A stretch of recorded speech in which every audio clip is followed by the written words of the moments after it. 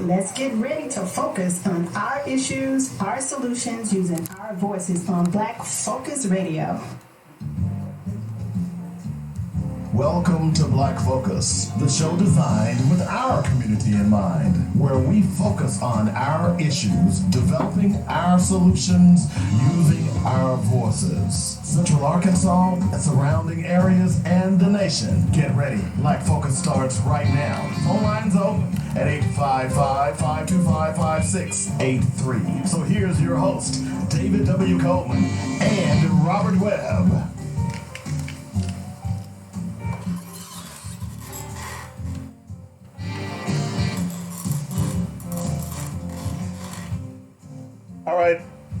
All right, welcome to Black Focus Radio, our issues, our solutions, our voices. Dave Coleman in the house, along with Robert Webb. 855-525-5683 is the number. That's how you get in touch with us. If you want to join the show, Facebook is kind of messing up, so I apologize for that. I ain't got nothing to do with it, so I ain't going to apologize. That's Facebook. So we'll try to get another stream here in just a moment. But we're here every day, Monday through Friday. We got a lot of stuff to talk about today. I'm tempted to play this 20-minute interview with Byron Allen because I don't think we understand the depth and the breadth of what this suit is all about. It's more than just about television stations, folks. So I'm debating to play that as the black fact, to be totally honest, because we as black people need to understand this, and I don't think we understand it. Yeah, I think I did, because I didn't. I just thought it was about him not being able to. And this is the best interview that I've seen since I've been following it. And so I'm tempted to do that as black facts. Yeah, you should do that. So I'm going to tell you, it's 18 minutes and 34 seconds. So I'm going to play that. But in the meantime, let me go ahead and speak to my co-host, Robert Webb. Hey, Robert, how you doing, man? What up, brother? Hey, I'm doing great, man. Weather's wonderful outside. Yeah, it is. Yeah. It's a beautiful day in the neighborhood. By the way, just quickly before we move on, I need to say something that I need all of my friends to be aware of. There is a little old lady that has walked away from her home. Her name is Miss Norma Whiteside, okay? She is the mother of one of our classmates, Tina.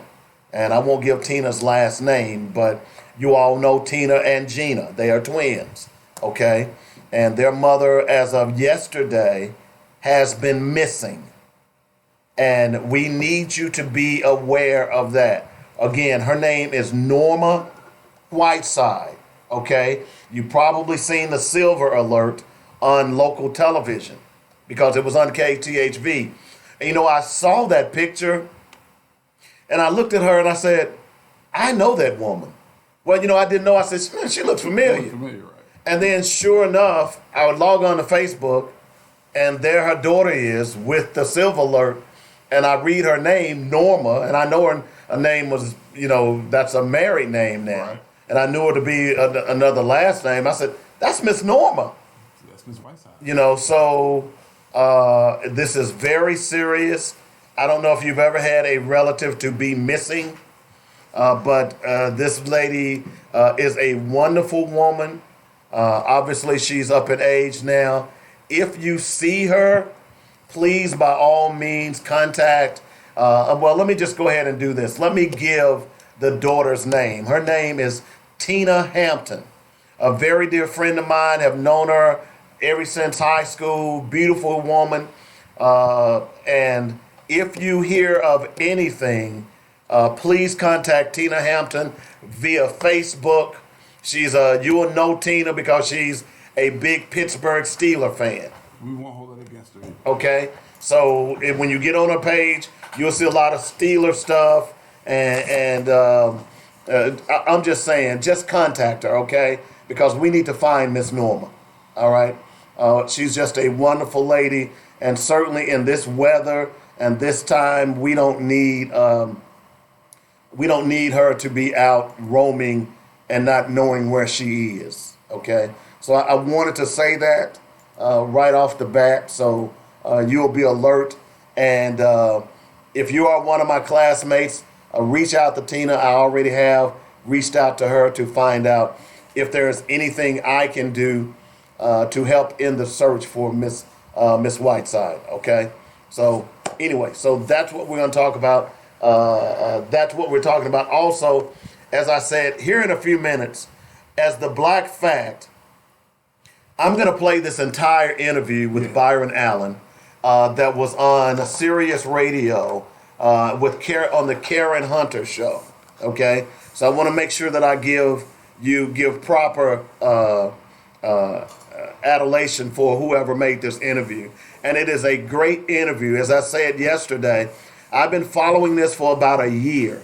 Well, basically ever since it started breaking, and thought maybe that it was something about not being able to get television shows, black programming. But it's far more than that. It's far more than that because it's being tied to the 1866 civil rights law that allowed black people, that was put in place, that would allow black people access to commercial and government contracts, basically not to be discriminated against based on the color of their skin. And you'll hear them in this interview talk about how this was basically the substitution for 40 acres and a mule, so to speak. That, okay, we're going to let them out free of charge, but we're going to give them security in law to make sure that they're not continually discriminated against. Although we know now that didn't work out. But that's where this law works. And you're going to understand and hear how Comcast is using the First Amendment to try and discriminate against them, and how the Trump administration is backing Comcast. Man, I'm telling you folks, the reason I'm playing this again, the reason I'm talking about it again, in fact, I was on the JC Love morning show this morning talking about it. This is huge.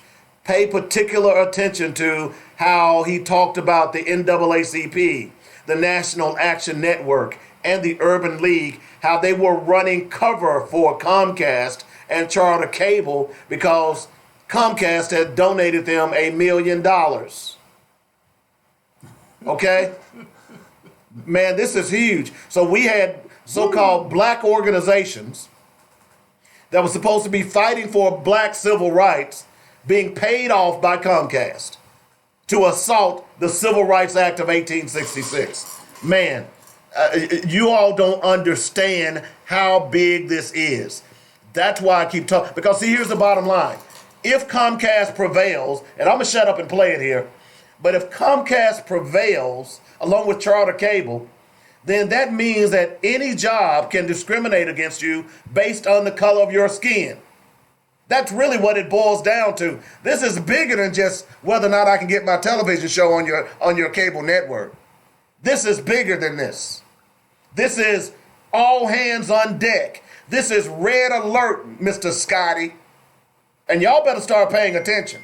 I told you, and I've said it over and over again, that white supremacy is systematic. It is a social construct. And they use the social construct to keep black people from sharing in the wealth of this country. This is huge. We got to talk about this. You got to hear this for yourself. Don't believe me. This is our Black Fact for today. Dynamic Black Facts. Our culture, our history, our people. Yes.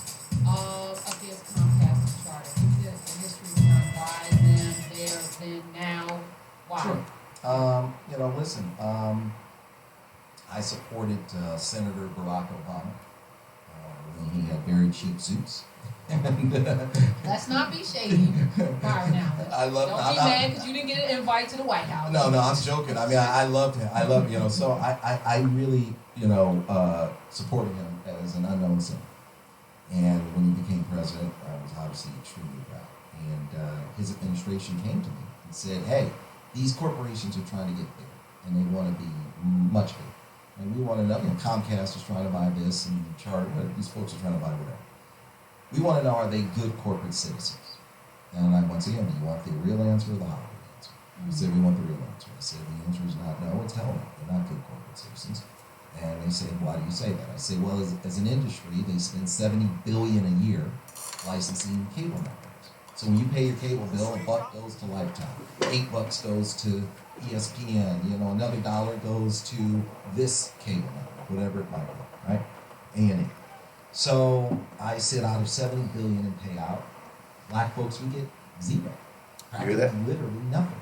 And I said, we don't have economic inclusion. You have Spanish language networks where the people who own them can't even speak Spanish.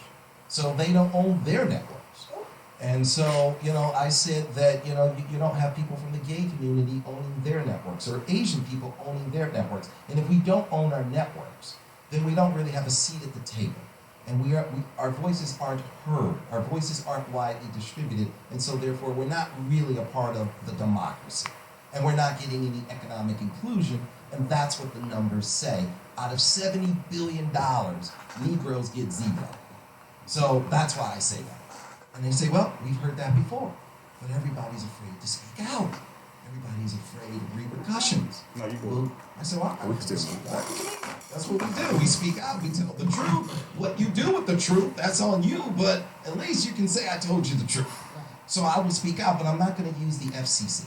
Because I think the FCC is nothing but a bunch of mall cops. They're not going to do anything. So I said, I'm going to file a federal lawsuit. And that way you have to really deal with me. And this is how I decided to deal with the 4 Ds. If I file a federal lawsuit, you can't dismiss me, right?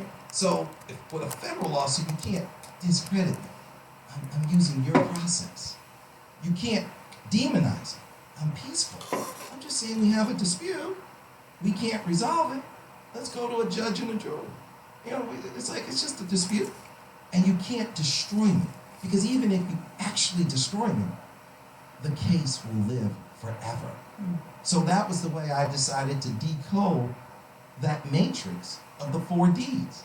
I'm going to use your system, and I'm going to go through your process so you can't dismiss me, discredit me, demonize me, and destroy me. Were you using the FCC process at the same time? No, I wouldn't even talk to the FCC. I would not. Purely legal I said, strategy. I'm not even going to talk to you guys. Goodbye. Stage left. See you later. Okay? We're going to go to the federal court. So we go downtown. Comcast, $20 billion. Charter, $10 billion. And we had a judge, African-American judge. For whatever reason, he never met with us. He never met with the plaintiff, the defendant, never talked to us. I'm like, hey, man, this is a complicated... No meeting in chambers? No discussion? Zero. Among parties? Never put my eyes... Nothing. He never met with any of us. And he wrote a 2-paragraph dismissal. Twice. He dismissed it. I'm like, brother, this is a complicated case. I created it, and I don't understand it sometimes. It's going to need more than your 2 paragraphs. It's going to need, right? So that was charter. So it got dismissed. I'm like, okay, brother, I got you, right? So then we had Judge Wu, Asian American judge, and he met with us a number of times. And he was clear, focused.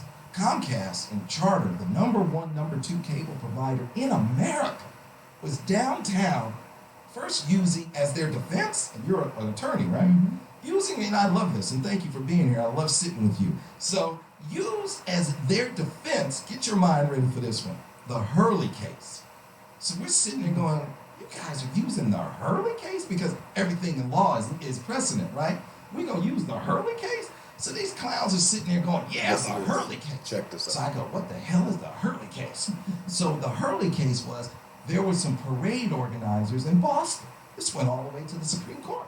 There were some parade organizers in Boston who said, hey, gay people, you can't be in our parade, right? A group of gay people tried to be in a parade in Boston. Parade organizers said, gay people cannot be in our parade.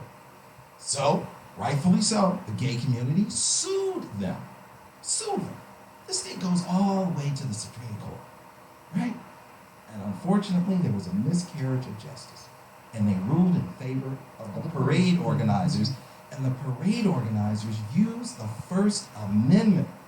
And they said, having gay people in our parade infringes on our First Amendment rights. And it changes our freedom of expression. And Follow this so far? Court ruled in their favor and allowed them to discriminate against gay people. Which kind of gave the basis for, I don't have to make a cake for you. So this is where we see our 14th Amendment right to due process, to equal treatment under law being subjected to the white right, and I'm saying white because there's a racialized distribution of rights as we think about it, to freedom of expression. Yes. And if my expression is in opposition to your humanity, my First Amendment right to express that Supersedes trumps that. your 14th You get Amendment that? right I to told equal. you. Yeah. Amen, sister. Yeah. So then so they go and they try, and I said, and I felt like I was in the twilight zone. Am I watching the number one and number two cable operator in America, who's supposed to be providing broadband and services to America, sitting here using the First Amendment to discriminate? And then I heard the greatest words ever. Judge Wu said, "Are you standing here trying to use the First Amendment to say that that's a pathway to discriminate against people?" Because they were basically saying, you know what you did to gay people? Supersize that and use that on black people and all minorities. And so Judge Wu was like, "No, get out of here with that." So then when they didn't get anywhere with that, after doing that, I couldn't believe that. I said, "Guys, you shouldn't be using that law. You shouldn't be celebrating." It's bad law. It's bad law. You shouldn't be It's a bad ruling. It's a bad ruling, Comcast and Charter, Brian Roberts and David Cohen. You shouldn't be using that law. You should be denouncing that decision. So shame on you as we pay you billions of dollars and you are celebrating something and trying to supersize it. So back up. Why wouldn't they want to license your company's channels? Well, okay, so that's a whole economic thing, but I want to No, go but just you using the Civil Rights Act of 1866. saying it's a racial issue, Yes. not a money issue. That's what I said. So I said, look, on the Civil Rights Act of 1866. So here's what we said here. This law was put on the books in the year of 1866. The slaves were freed in December of 1865. So instead of what some historians believe, instead of us getting reciprocity, 40 acres and a mule, we got this law. And this law said that you will have a fair pathway in contracting. And it was especially for all minorities. And at that point, it was mainly the newly freed slaves. So you will have a pathway in economic inclusion in contracting, commercial contracting, and government contracting. And that was important because at that time you had formerly enslaved people who, Yes. if you can read and if you can understand the legal Which was illegal which was before- illegal before that. if you can read, if you can contract effectively, which means you understand the powers of negotiation, there is an equality in the parties who are contracting. Because if I'm a former slave and you are a former slave owner, there's an imbalance in power there. So my ability to say, hey, I need to now get a job that pays me because I am formerly enslaved, I am now free, I now need work, I need to enter into a contract. What was happening was black people were being ultimately manipulated by the former owners who owned the land, who owned their ability to have access to the land because black people didn't get reparations, former slave owners did. And so if you're controlling who has access to the land in an agrarian society where our wealth and our ability to sustain ourselves is tied to our ability to have connection to the land, I don't own land, I need to go and contract with this person who does, who just so happens to be completely inclined to oppress me the way they did 3 days ago when I was still enslaved. There it is. So if you don't have these federal laws in place that are going to protect black people during this time, that's how you get sharecropping, that's how you get convict leasing, that's how you get all of these entrees into what we now know as the prison industrial complex, because white people were committed to holding on to the slave-master relationship even if it needed a different name and a different structure. There it is. You nailed it. And that law, that's our reciprocity. Right. That law, that's the pathway. That instead of the 40 acres and a mule, you, Karen, you got this law. Now go get it. Right? With these judges who see you as not having any rights that the white man is bound to respect. And there it is. Right. And now you have, so with what Comcast did, what they said is, check it out. In order, see, this is what they did. They took us to we lost twice on Comcast, but we won on Charter. That was the ninth year. No, that was downtown. So Charter was upset that we won. So they said, we're going to file interlocutory appeal, which is basically, we're going to appeal this right now. And Judge Wu said, hey, why not? Eventually, this is going to go to the Supreme Court. And I said, are you kidding me? He goes, yeah. He says, well, Byron Allen's not going to stand down, and Comcast and Charter is not going to stand down. I have two well-funded, I have three well-funded entities are not going to let up, and they're going to fight to the bitter end, and we're going to end up in the Supreme Court. And he said that. So he said, go ahead and go to the Ninth Circuit. So I said, well, if Charter's going to take me to the Ninth Circuit, right. I'm going to take Comcast to the Ninth Circuit, and we're going to get on the happy bus, and we all going to go down to the Ninth Circuit, and we're going to get this done. So we go to the Ninth Circuit, and I hire an amazing lawyer, and he goes in there, and he whips it out, and we made history. The Ninth Circuit ruled in our favor twice. They upheld the charter decision and reversed the Comcast decision. And they said, no, you cannot use the First Amendment as a pathway to discriminate. And no, we don't think you should use a higher standard for the Civil Rights Act of 1866. So here's what Charter and Comcast said. In order for Karen to use this law, she must prove that the 100% sole reason we discriminated against Karen is that she's black. That's the but-for standard. But-for causation. But-for causation. Woo. So you know what that's about. Yeah. So you need to prove. So it could be, I could say to your face, you know what, Karen, 99% of the reason I'm discriminating against you is because you're black, but 1% because you have on tennis shoes. And with that, you can't even use the law to bring forth a lawsuit. So the Ninth Circuit said, okay, who's your crack deal? That's ridiculous. Okay, that's ridiculous. Okay, it's not the but-for causation, it's the motivating factor. If any reason, if it's 5%, 10%, 20% of the reason you discriminated against Karen because she's black, she can use the law and bring it forward. Okay, so that's what the Ninth Circuit said. Unfortunately, the Supreme Court said, let's look at this. Maybe we will go with the but-for 100%. That way minorities can't use it. And that's minorities writ large. And that, not just black people. That's not, it's Right. all minorities in America, Right. right? Oh, because the way it's written, this law is for all non-white people, excluding Native Americans who have their own separate deal. So it's all minorities, right? So here's what Comcast did. Comcast went to Donald Trump's Department of Justice and said, give us an amicus brief. And they gave them one. And I went, are you kidding me? Donald Trump's Department of Justice? Where the Civil Rights Division sits. Where the Civil Rights, Oh, geez. hey, man, Right, where the right. Civil Rights Division sits, they Right. write an amicus brief, a report basically. It's a friend of the court saying, I agree with Charter. Roll those Negroes back to 1865. Get those Negroes back onto the plantation, right? Boom. So that's the amicus brief. I go, are you kidding me? I spent 2 weeks on the phone. I lost my voice. I'm calling every reporter. Then these guys go back and they not only say, thanks for the amicus brief, they did something we've never seen before, ever. They said, you know what?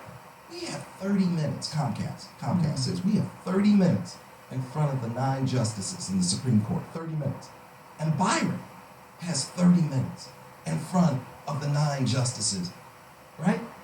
But hey, Donald Trump, DOJ, we want to give you 10 of our 30 minutes. That is unprecedented. You do not share your time to argue your case. Donald Trump, bring your DOJ into the United States Supreme Court, stand by Comcast's side, and argue against the civil rights for every American in America. You get this, Let's right? back up for a second. I mean, get your Which they said, okay, This is huge, sure. bro. and so now we're standing in the Supreme Court next week and standing there against Comcast and Donald Trump's DOJ and Donald Trump's Supreme Court, Donald Trump era. And what they're doing is they just want to roll us back. So who did they get an amicus brief from? They got an amicus brief from Donald Trump, and they got one from the Chamber of Commerce. Listen. Why the Chamber of Commerce? So now what happens is Karen says, I got fired. And I got fired because I'm black. Well, now you can't get a lawyer on contingency because the lawyer is going to say, Karen, I can't take your case on contingency because it's too hard to prove that you got fired 100% Because you're you're black. And because of that, I can't hold them accountable. You get this? So, Which but means I'm not going to get paid at the end of the This day. is more you're than not about going to get paid at Comcast. the end of this case. So now they're able to discriminate against you. You don't have a pathway to hold them accountable. Right. And I say No, 3 this is a words. super important Welcome to lawsuit. hell. Yeah. But look, Welcome to hell. So But that's before the lawsuit, Yeah. Comcast went to NAACP, National Action Network, Urban League, right? And I named them in the lawsuit. I know. Yeah. And you named them individually. Yeah. And As defendants, Right. Yes, defendants. Yeah. I said you guys are giving them racial cover. And you saying these are good white folks when they're not doing good white folks business with us. And that doesn't work. Let me tell you, when they're good white folks, when they're doing good business with us.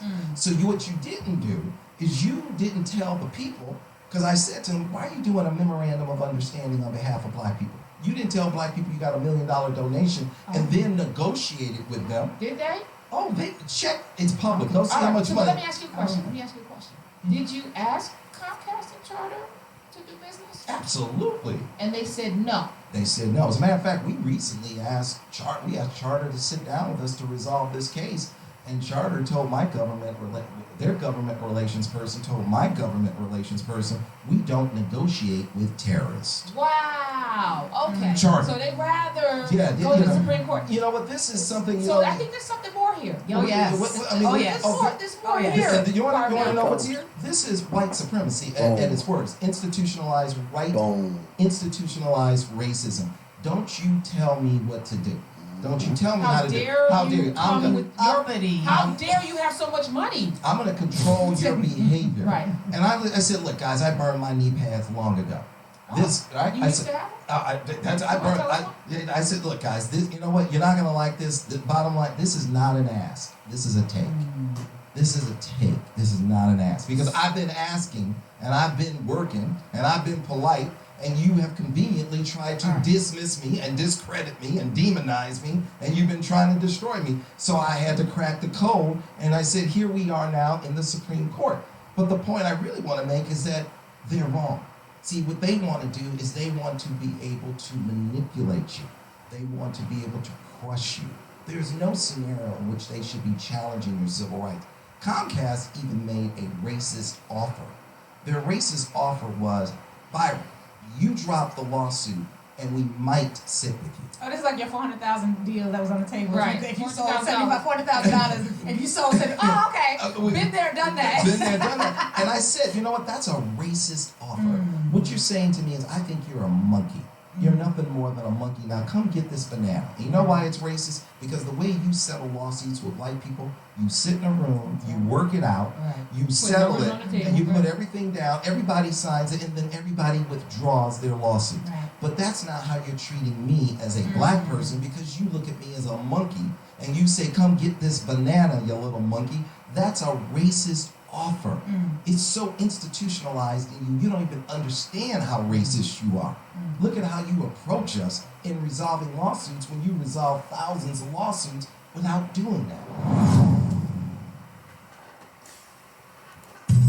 Keep listening to Black Focus Radio for more dynamic black facts, our culture, our history, our people on JoyNetRadio.com. And of course, if you want to sponsor Dynamic Black Facts, you can call me up at 615-554-0568.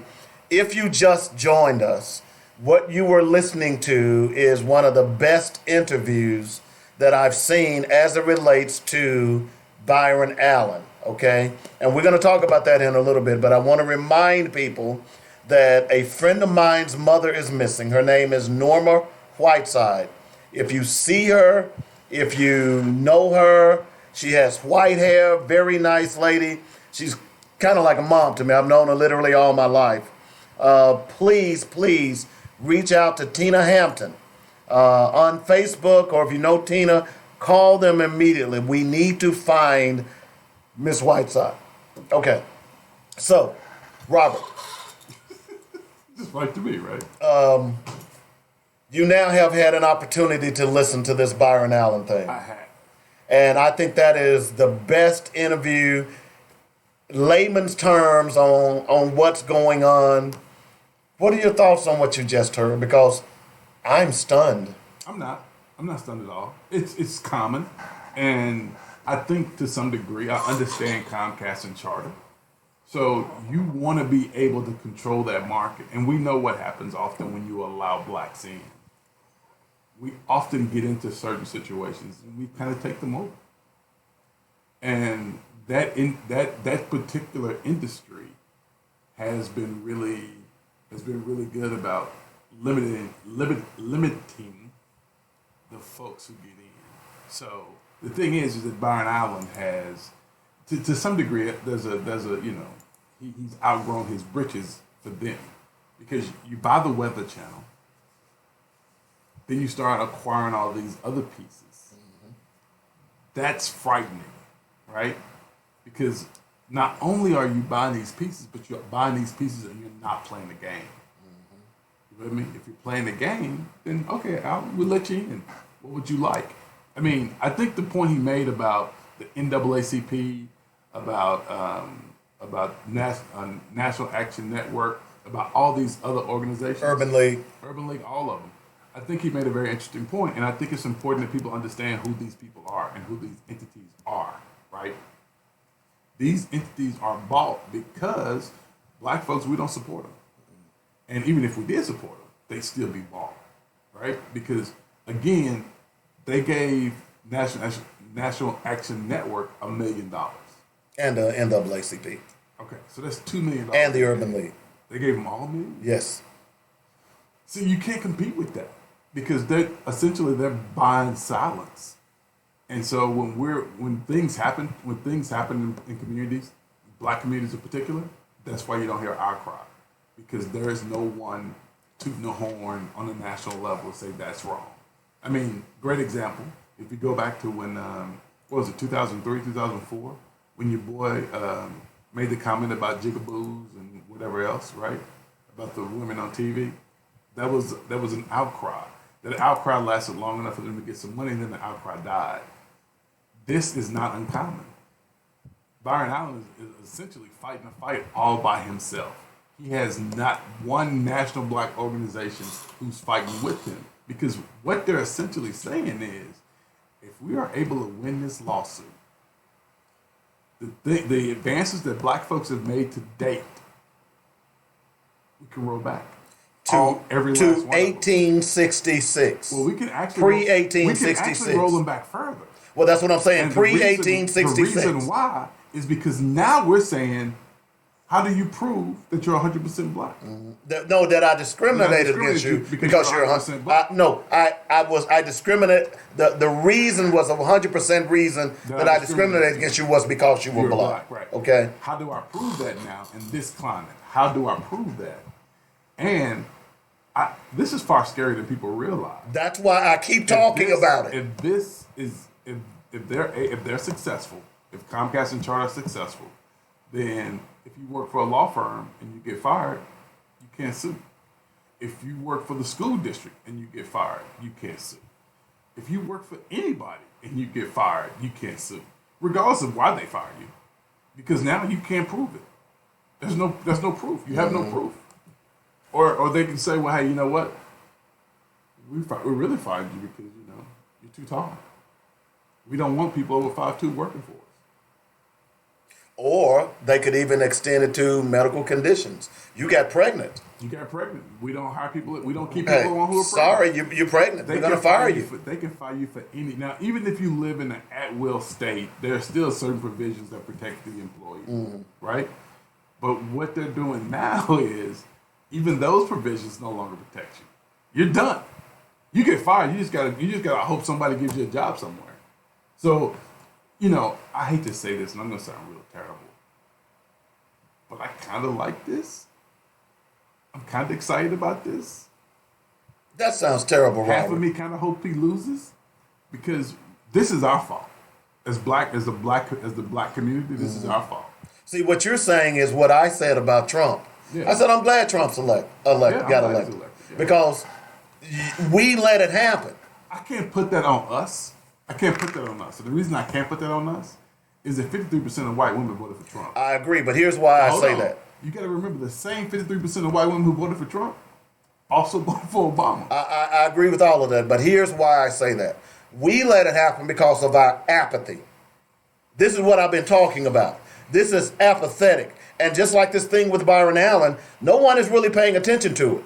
This thing goes to trial next week at the Supreme Court.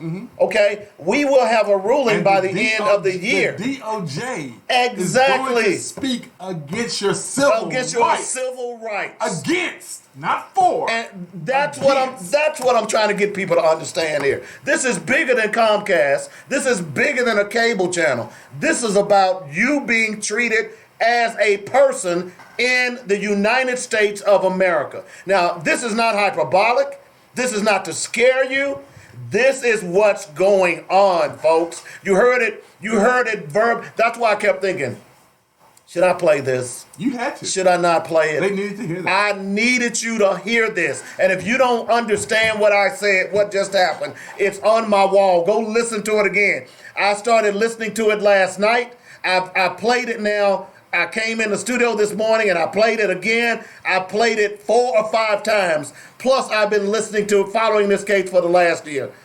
This is dangerous.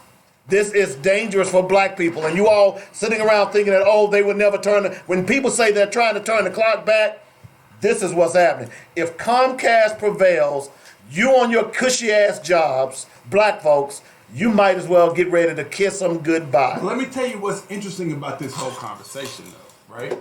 Now, everybody's been lumped into our protective class. Mm-hmm. But you ain't hearing nobody raising no stink right now. You hear that? You get that, right? Because this is going to affect all minorities. No, brother. It does not. Mm-hmm. It does not. You have to remember, right? This don't impact all minorities. Mm-hmm. Not all. This just impacts black folk. Mm-hmm. Don't impact Hispanics, mm-hmm. right? You know why? Why? Because this only benefits them when necessary. Mm-hmm.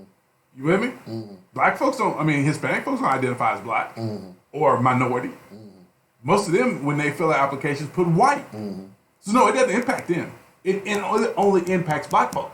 Now, when we start talking about protected class, the protected class, this 14th Amendment protects that protected class, right? Now, hold on. But you got gays in that protected class now. You got white women in that protected class now. Yep. You got Hispanics in that protected class now. You got almost anybody you can think of. If somebody cuts off their toe and they want to be in a protected class, they lump them in. Disabled people. But guess what? Right now, there are no conversations about this, and this is about that protected class. It sure is. And there's no conversation about it. And you heard them talk about they're basically using the First Amendment to discriminate, to attack that 14th Amendment in order to discriminate. Yeah. And you're right. Nobody, and that's what. But see, here's why nobody's organization is picking this up. Well, here's why. I don't think people really understood the depth of this. Oh yeah, they do. As of up until late. But the thing is, who does it impact? You know, they always say, you know, when they came for fat people, I didn't say nothing. When they came for skinny people, I didn't say nothing. When they came for tall people, I didn't say nothing. When they came for short people, I didn't say nothing. Mm-hmm. Guess what? When they came for me, it wasn't nobody left. Right? Mm-hmm. That's what we are now. Mm-hmm. Because listen, everybody wanted to get on the bandwagon when it was good. Mm-hmm. Ain't nobody jumping on the bandwagon when the wheels falling off. Mm-hmm. And that's what's happening right now. The wheels are essentially falling off the wagon, mm-hmm. and nobody's there.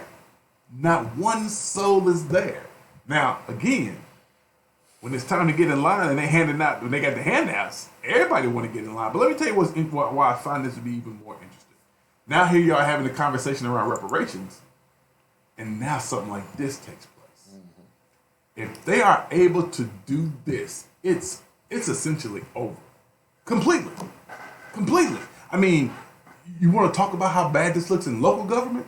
Think about it this way. You think your neighborhoods already look bad? They're going to look worse. Because what can happen now? Police can come in there and shoot and kill you, your son, or whoever they want to. You can't prove that they did it because he was black. You can't. There is no way you will ever win another lawsuit. Ever. Mm-hmm. You're done. I don't think black people get that. But you know what? I hope they win. I really do. Deep down in my heart, I hope they win. Well, I'm going to go find me a white woman right now. So I can get married. Just find me a white woman. Any white women out there want to marry a brother, holler at me, okay? Yeah, but I don't think black people get it. Because, no. But here's why they don't get it. I've been following this for almost since it's... Well, once I first heard that Byron Allen had bought the Weather Channel, I was like, what? Yeah. So I've been following, and that's been about 3 years ago, I believe, if I remember correctly. Yeah. I've been following Byron Allen ever since. Yeah. And I never heard it put this succinctly until recently. So even though I've been following it, I really didn't understand the implications. I was thinking more or less that this is to keep black programming off the air. Yes. But it's far deeper far than that. It's to keep you out of the game Monopoly. Not allow you to pass go, nor even roll the dice. You can't even roll the dice. You can put your piece on the board, but we ain't giving you the dice. Exactly. Well, they're not even letting you put the piece on the board. Well, they let us put the piece on the board. They let them do that. But the thing is, they're not letting them roll the dice. Now, let me tell you something even worse than that. Now, since we're having this conversation, nobody has even said anything about net neutrality. Not one word. Well, here's the reason why. Okay. Because net neutrality is a moot issue at this point. No. Well, let me tell you why. Okay. That's why if you heard him, he decided to bypass the FCC. Yeah. Okay? Yeah. Because they were not going to get any standing from the FCC. No, none at all. That's why he decided to make it a federal case to make people understand the implications. We've been talking about net neutrality for the last 3 or 4 years. Yeah. Okay? But let me tell you something that I don't think people realize. So the other day, I Googled grocery stores, Little Rock. Guess what came up? No, guess what didn't come up? Don't know. Grocery stores in the hood. Right. I also Googled some other stuff. Guess what didn't come up? Businesses that were in the hood. Y'all better wake the hell up. It's about to get real up in here. Well, y'all ain't even feeling it yet. I really kind of hope he wins. I really kind of hope he wins. He loses. I hate to say that. I kind of hope he wins. Well, here's let me try to extrapolate why you're saying that, and you tell me if I'm right. Okay.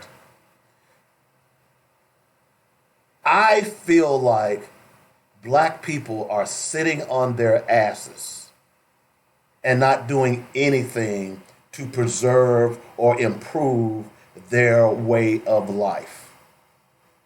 Is that right?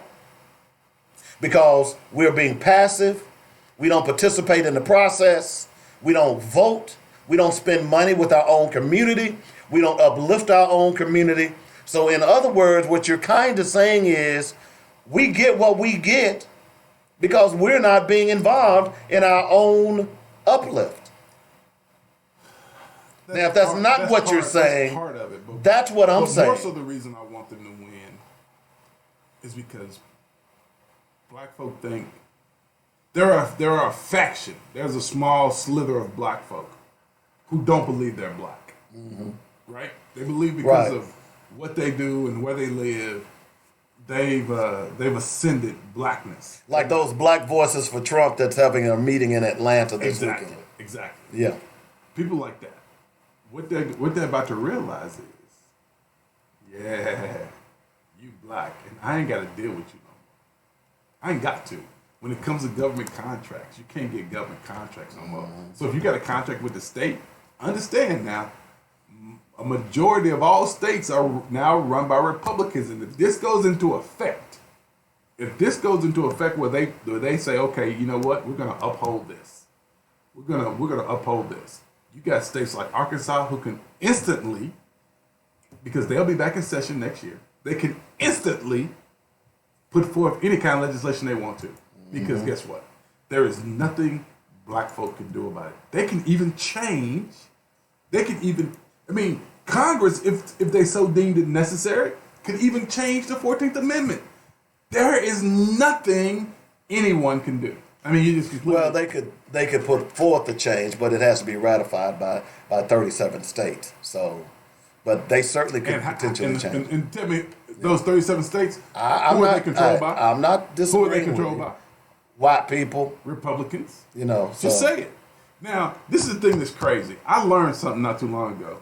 John Walker, when he was appointed to the State Board of Education by Winthrop Rockefeller. When he was appointed by Governor Rockefeller, guess what happened? The legislature refused to seat him. Mm-hmm. Guess what party it was? The Democratic Party. The Democratic Party. Mm-hmm. Now, think about that for me. one day we're gonna have to wake up and start fighting this fight for real. We're gonna have to quit playing. See, that's what I'm trying to get people to understand. That's what I'm saying.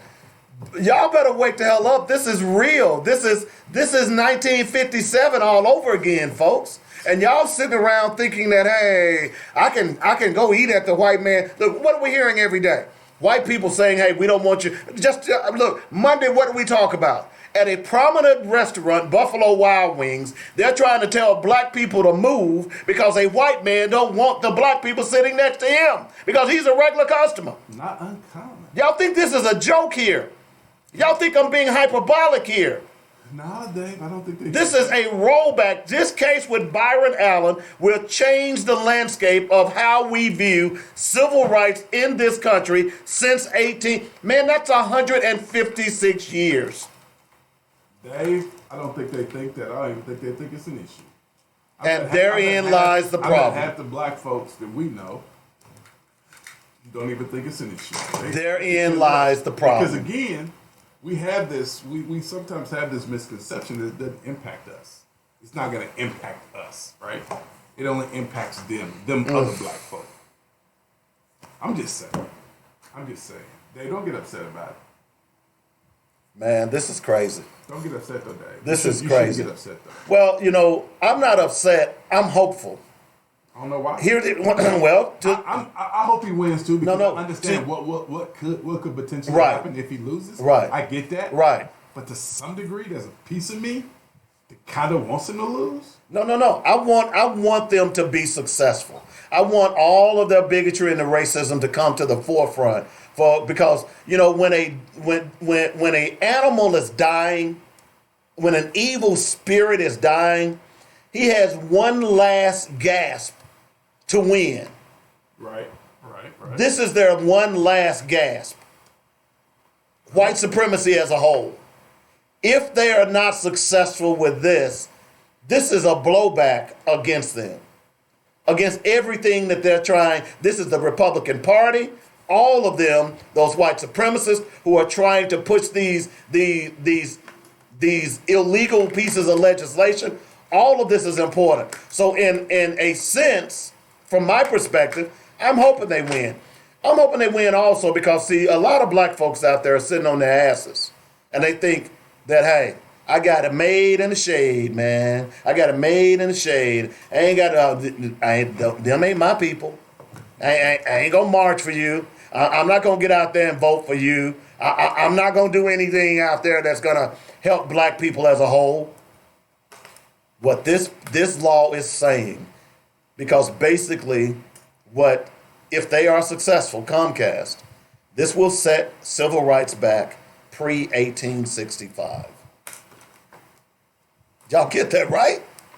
Do y'all get that? If there's nothing else that you don't understand about what we just played with Byron Allen in that interview, understand one thing. Ain't nobody hearing you, bud. Understand one thing, that if this is not about Byron Allen wanting television stations.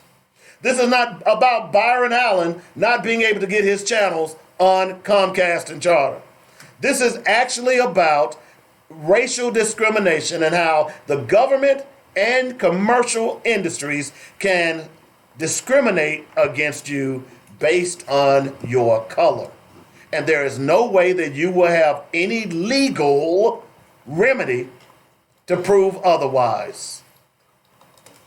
So, as was said in the interview, that if you get fired because you're black, or because you're a woman, or because you're gay, or you're Hispanic, or whatever minority you may be, you have to prove that you were fired 100% because of your minority status. So in other words, that firing has to be the 100% reason why they fired you was because you were black. You understand that, right? Yep. So even though, like the example was, they didn't like your tennis shoes, so they can still fire you because you can't prove that they fired you 100% because you were black. They may have 99% of the 1% of the reason may have been because they didn't like the shoes you were wearing. So, y'all understand this? That's as simple as you can get this, man. Oh, and the reason we're spending this whole hour on it is because y'all need to understand this. You need to start, look, write your local NAACP, although they got paid off by Comcast. No, you don't. And ask No, them to you say, don't. what No, the you hell are don't. y'all doing? No, Call you them up don't. and cuss them out. Go watch Housewives of Atlanta. And don't forget, tonight is Thursday. So Empire's on tonight. I thought Empire came on Wednesday. I don't know, hell. But find something other than researching what we're talking about. That's what they want you to do. The reason this is happening is because, look, I can run roughshod over you if you're ignorant about what I'm doing to you. Yeah, it's I'm this. about to run roughshod over What you. this is called, for lack of a better term, and this just came to me. You know what this is? This is the pigeon drop, baby. Y'all remember the pigeon drops, right? The very Justice Department that you fund You see what I'm is saying? now about to go to court To fight against your civil rights. civil rights. Hello. This is the pigeon drop, baby. Welcome to America. We like you. Hey, when you go in the bank, I got this money over here. Go in the bank and get some money out, and I'm going to give you all mine. Yeah, when you come out. This is the pigeon drop, baby. Yeah. Are y'all not getting this? No. You all ought to be on the phone right now calling your friends and saying, hey, let's go out here and listen to Byron Allen. Let's go out and talk about what Byron Allen is saying. We need to keep our viewership up. Don't tell them to get off now. Wait till 2 o'clock and then. Yeah, after 2 o'clock. Yeah, don't do it now. Don't do it now. Y'all gotta do, man, this is crazy. But you know what? I'm kind of with Robert. I'm kind of hoping y'all sit back and let it happen. Because, you know, some of you all out there believing that, that'll never happen. That'll never happen. See, Somebody somewhere said, you know what? There'll never be a time when they'll be shooting unarmed black folk. There will never be a time when that'll happen. I'm telling y'all, man, this is slowly taking us back to where we came. yeah. Slowly. And the bad thing is, we are supporting. We are slowly supporting. We are so supportive of it. Well, you know what? We're supportive of it because we don't realize that's happening to us.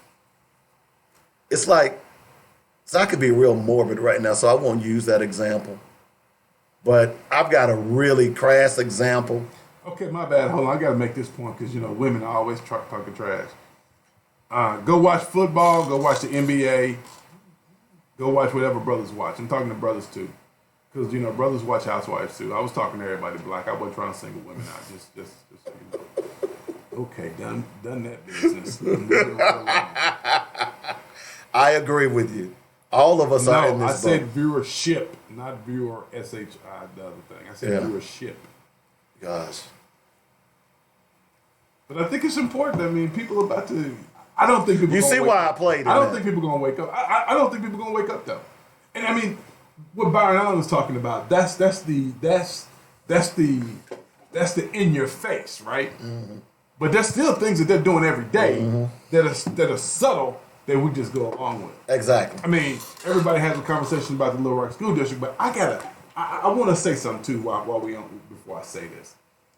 I want to clarify something that's been said about me, and I want to make sure I say this where people understand me and understand me clearly. I want to make sure I'm understanding clearly. Do I need to get some music ready or something? No music is I necessary. can get you some superhero music. Yeah, you might want to get some of that. I am a supporter of the Little Rock School District. I am a big supporter of the Little Rock School District. But I am not a supporter of ignorance. And that's just the truth. I'm not a supporter of ignorance. Now, there are people who say that I am not in support of the school of LREA, the teachers union, or AEA. That's not what I said. What I said is, and I said it on the show, David, I'm going to say it again, and this is the last time I'll ever say it because it's the truth. Y'all ready? Here we go. If you support a man running for governor who's a Democrat against a sitting Republican, and you think you will get no repercussions, you are foolish. Again, let me say this. If you openly support a man who has zero chances of winning for governor over a sitting governor, and think you won't get any repercussions, you are sadly mistaken. That's what I said. Now, am I saying that they're not very smart for doing that? Oh yeah, they're not smart at all for doing that, because there is no way you support a candidate, not publicly, not with all the things that are going on in your district, not publicly, that you come out and support a man who has zero chance of winning, first off, but you support him nonetheless. And then you look shocked and confused when your union gets decertified. Again, LREA supported a guy for governor who had no chance to win against the sitting Republican governor. Now, I'm just saying, hey, I ain't do it. Not only that, but you had a little meet and greet next to the state capitol. I ain't do it. I'm just reporting the facts. That's all I'm doing. I ain't saying nothing negative about Little Rock School District. I'm just saying that wasn't a very smart move. And if you think that is me bashing you, then you just as smart as them fools who supported the governor who didn't have a chance to win. That's just my point. Now, be upset with me if you choose to. I don't really care. I ain't got no union you can take.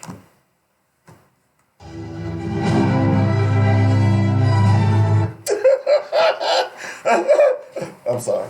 We gotta take a break. I guess he told y'all. I guess y'all mad at Matt Robert now, right? You need to be mad at all your politicians and your leaders who are letting them turn back the clock. I'm just saying.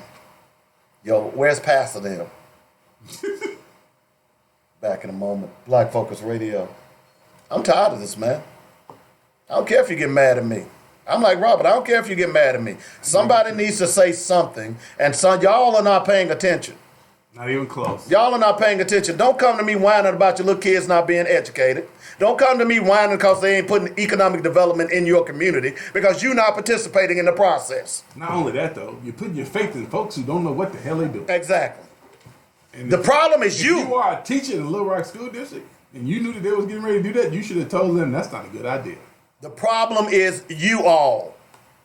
You letting these politicians run roughshod over you. You letting them lie to you. You letting them steal from you. They're stealing your money and they lying to you. Martin Luther King said it best. Come on, man. Said it one time. Martin Luther King said it best. He said, evil can only thrive when good people do nothing. And y'all ain't doing a damn we thing. We will not remember the words of our enemies, but the silence of our friends. Well, amen. Well, Martin. Amen. We will not remember now. I want to say this again so y'all can hear it. We will not remember the words of our enemies. It will be the silence of our friends. Ooh, that's we deep. got to take a break. We'll be back in a moment.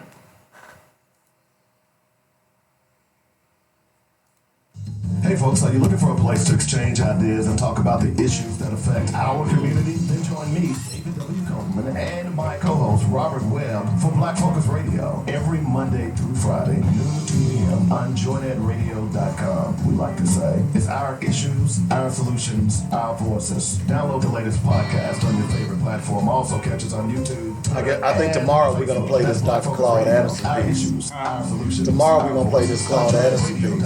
Who's that? Black Americans need Hello businesses, to not quality jobs. time at Margaret. Yes. Hello to being a game changer, an original, and to those who make it authentic, we say hello with the Founder Select Pizza, Old World pepperoni, sliced Italian sausage, mushrooms, on dough made fresh every day, and a sauce from the original Gianmarco recipe. Hello to an Old World original. Every store, every day, the Italian way.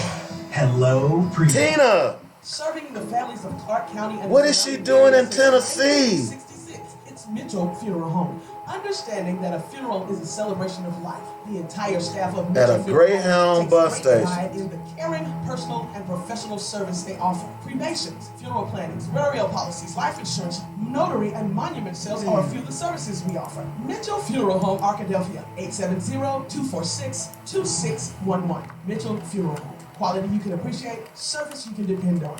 I'm so glad I found the Kick Above. It's like my very own personal training studio. A Kick Above removed the guesswork and intimidation and offered me a very supportive and structured environment specific to my personal goals. Kim Leverett and her certified personal trainers even offered nutritional guidelines for my personal workout. It's about me at a Kick Above. Call 501-868-8850 or go to akickabove.com. Now, what am I wearing tonight? Thanks to a Kick Above, I look marvelous. Hi, this is Alvin from Habibi's 4317 East Broadway in North Little Rock. We still have the green top at your very next stop. The same great service, but more on it. Give us a call, 501-663-1553 or 664-2992, or call our toll-free number, 1-877-HABIBI-1. Diapers, pull-ups, hospital beds, wheelchairs, Simply Fit, diabetic supplies, underpants, and more. Your durable medical supply center. Let's it fly deep. Hey, this is Reggie Swinton, former Dallas Cowboy football player, and I'm starting my own radio show with co-host Mike Nichols called Wide Open. We will be talking about youth football and all other sports dealing with the youth. This is one show you would not want to miss. Join me every Wednesday from 7 to 8 p.m. Myself and Mike bring you the latest and greatest news on the youth around Central Arkansas, around the state of Arkansas, right here on JoyNetRadio.com. Yeah. We do. Yeah, I was like, whoa. So, yeah. 75. You got it. On average, 45. Joy Network. And a couple of The views and opinions expressed today on Black Focus Radio are not the views and opinions of the station, its management, or its advertisers. Now, let's get ready to focus on our issues, our solutions, using our voices on Black Focus Radio. 120. Well, we had 100 and someone. Yeah, we've had 100. I think that was Welcome to Black Focus, the show designed What was Dr. with Claude our community Anderson? in mind. On our issues, developing our solutions, using our forces. Yeah, you know what? Here's what I'm going to do. Get ready. I'm planning to print out some flyers Phone lines open. so that we can start video. Yeah, we need to do that too. We need to do that too. Yeah, we do. Okay. Yeah, okay, that's fine. All right, welcome back to the show. There's good news. I started the show off talking about Miss Norma Whiteside. Miss Norma Whiteside went missing a couple of days ago. She is the mother of a very dear friend of mine, Tina Hampton. You might have known her as Tina Lasker back in the days when we were going to school. Tina and Gina, they were very good friends of ours, of course, and got to know Miss Norma very, very well back in the day. And have had a chance to see her a few times since I've been back. And apparently she went missing around 1400 block of LaBelle Drive near Second Baptist Church the other day. She's 77 years old. And according to Fox 16, just posted that she went missing on Wednesday. Norma Whiteside has been located safe in Memphis at a Greyhound station. Detectives, and I know exactly where that is. That is on Airways in Lamar, right out there by the airport. Detectives are now working with the Memphis PD and the Little Rock Police Department, according to a Thursday email. So that is good news. I have contacted my friend Tina to let her know. She said that they had not contacted her as of yet, but that is good news that Miss Whiteside has been located and will be safe. Okay, so all right. So we talked a lot about the Byron Allen ruling last night. Also, I don't know if you saw the. Let me see if I can show you this. You know who John Schnatter is, right, Robert? I should. He was at one point the chairman of the board for Domino's Pizza. Excuse me, Papa John's Pizza. Okay. The CEO was he lost his spot after a racial slur was leaked in 2018, and then of course the stock market started crashing. And you would tend to believe, and of course, they offered $1 million to, I believe it was it Bennett College in Kentucky? And Bennett College gleefully turned it down. It was a HBCU. Since then, they've been on a public relations campaign being led by Shaquille O'Neal. And if you all remember, on Monday, I went off on Shaquille O'Neal and people like him who take money to manipulate black people, just like the NAACP did in this case with Byron Allen, the Urban League, and the National Action Network. Okay? Go ahead. I got something to do when you finish. Okay. So, John Snyder, there was a rally in Kentucky this past weekend for your president, Robert. And lo and behold, who shows up?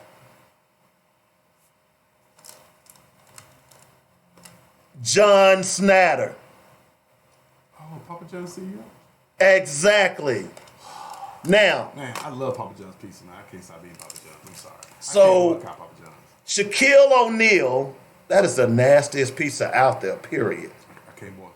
Okay? Shaquille O'Neal has been on a mission to put a Papa John's on every HBCU campus.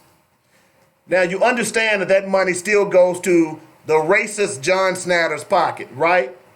But they're paying Shaquille O'Neal to sucker you.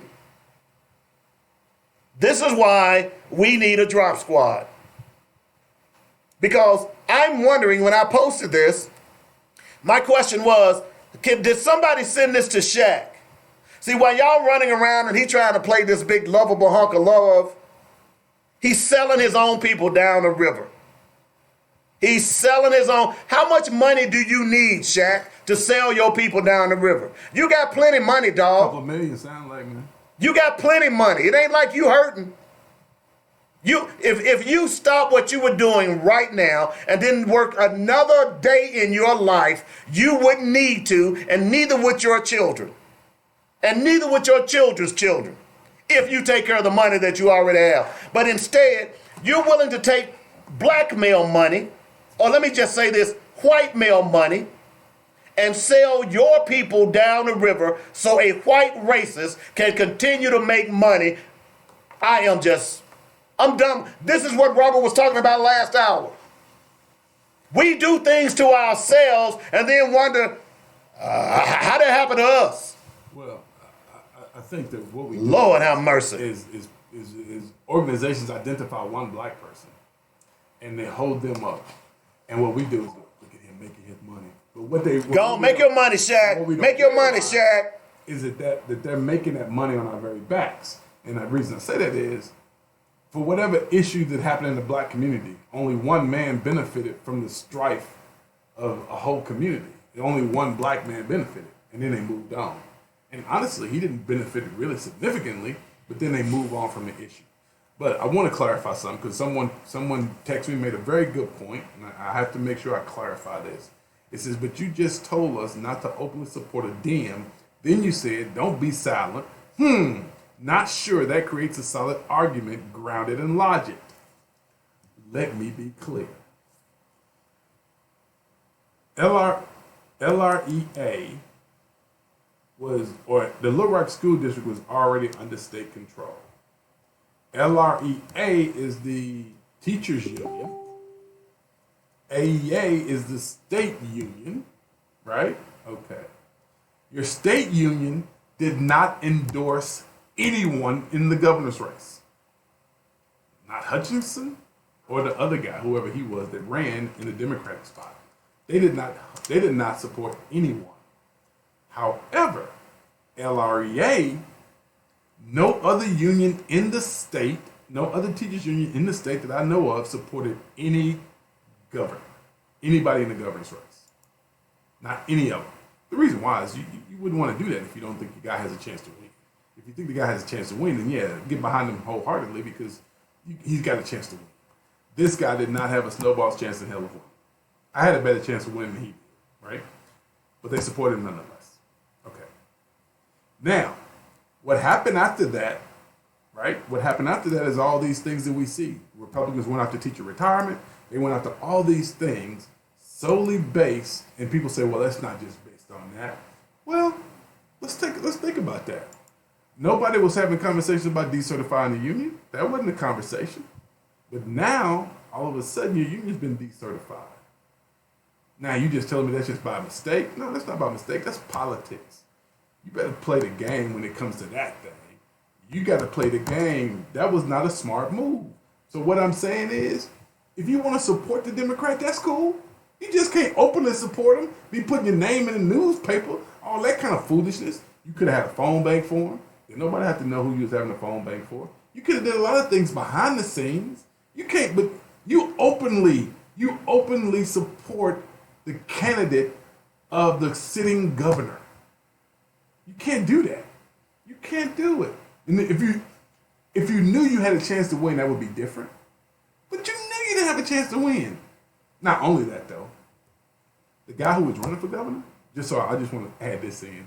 He was also a guy who was for ran Teach schools. For America. Yeah, ran Teach for America. I mean, come on, man. How much craziness is there? Where did all this craziness come from? It's got to stop. So don't get mad at me. Y'all get mad at the people y'all elect to represent y'all. That's who you get mad at. I ain't had nothing to do with that. Like Walter Cronkite said, I just report the facts. But let me push back on you a little bit. This has been in this movement to attack the teachers union is not new to Arkansas. No. This has been going on across the country. No. Yes, okay? I agree. So to some extent, whether they supported Asa Hutchinson or not, they were going to do this. Okay? I don't think they would have decertified the union I disagree. This way. I don't think they would have done it this way. Here's why I disagree. I don't think they would have been as open and as abusive as they've been. They were going to do it either way. Here's why. Okay. Because traditionally, Democrats have got the majority of their support from unions.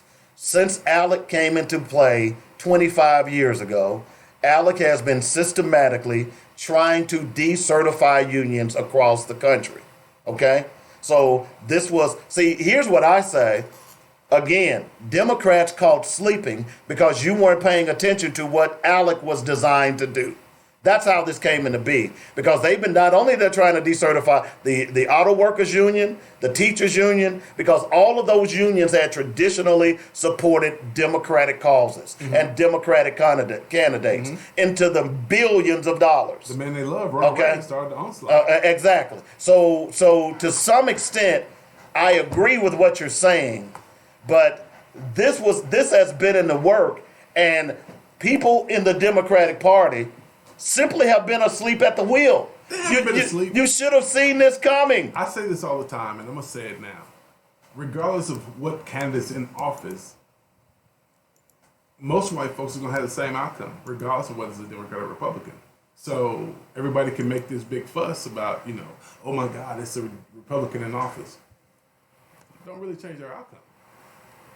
What I find is the issues that black communities have, we have the same issues whether we have a Republican or a Democratic president. It never changes for us in the same respect, right?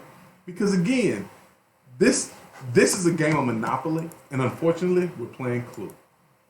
That's it. We're playing Clue. Everybody else playing Monopoly. Or you don't have a clue. That's true too. if we want to win, we just got to get better. We just got to get better at it. I mean, man, the thing with Byron Allen. If we didn't have a radio station, it would be frightening. And by a radio station, what I mean, if we didn't have this show every day, it would be frightening to me. If I wasn't involved in politics to some degree, it would be frightening to me. Why so? Because at least having some involvement in politics, I could at least maneuver through the system and find some opportunities for myself, right? Unfortunately, if you ain't in politics, engaged in politics, spending time knowing about politics, you ain't got snowball's chance in hell. It's about to get real out here. I mean, it's about to get real. I don't think people understand how real it's about to get. It's about to get real. We're finna go back to the days of where you see pictures of executives and they're all white. I mean, we're still there if you look at pictures of Congress and the Senate. You see these people sit at the table and everybody's white, right? Whether it be a white woman or a white man. I mean, we have yet to make our progress. I mean, we've made some progress, don't get me wrong, but we've yet to make full progress. And so if this is able to take hold, God forbid what's going to happen next. I mean, God forbid, seriously. Well, I'm kind of like you, as I said earlier. I'm glad that it's happening. I hope it happens. I hope they take their finger and shove it in our eyeballs so hard that we're blind, because we might as well be, because this has been right in front of us for decades and we've been ignored it. In other words, as I used to say, we've been worshiping the gods of a beaten enemy. I tell the Republicans have the watch the birdie mentality. And what that means is that they'll throw out all kinds of crazy stuff to have you looking over there, and over here they robbing you blind. This is what the Republican Party has been doing to you for the longest. Now we see, and what I'm going to be fascinated about is those, where are the Trumpites, the black Trumpites? Call this show. Let's defend Trump, because you know what's going to happen, black Trumpite? This is going to affect you just like it affects me, because now you're not going to get your job. I want to read this real quick. I'm reading it completely out of context. I just want people to let this sink in for a second. I'm reading it completely out of context. U.S. Supreme Court Justice Joseph P. Bradley commented in the civil rights case that individual indivisible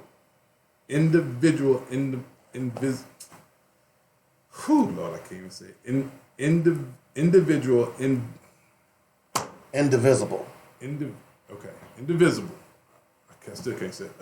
Of individual rights is not the subject matter of the 14th Amendment. Hold on, Dave. It gets better. It has a deeper and broader scope. It nullifies and makes void all state legislation and state action of every kind, which impairs the privilege and immunity of citizens of the United States, or which injures them in life, liberty, and property without due process of law, or which denies to any of them the equal protection under the law.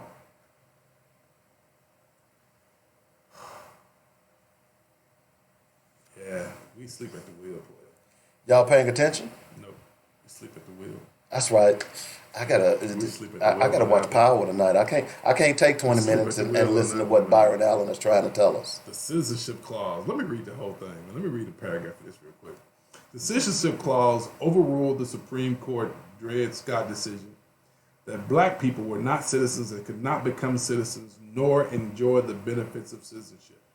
Some members of Congress voted for the 14th Amendment in order to eliminate doubt about the constitutionality of the Civil Rights Act of 1866, or to ensure that no subsequent Congress could later repeal or alter the main provisions of that act, the Civil Rights Act of 1866, had granted citizenship to all people born in the United States if they were not subject to a foreign power, and this clause of the 14th Amendment constitutionalized this rule.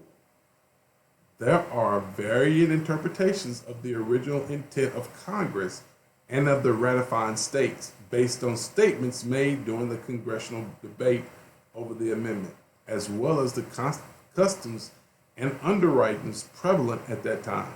Some of the major issues that have arisen about this clause are the extent to which it included Native Americans, its coverage of non-citizens legally present in the United States when they have a child, whether the clause allows revocation of citizenship, and whether the clause applies to illegal immigrants.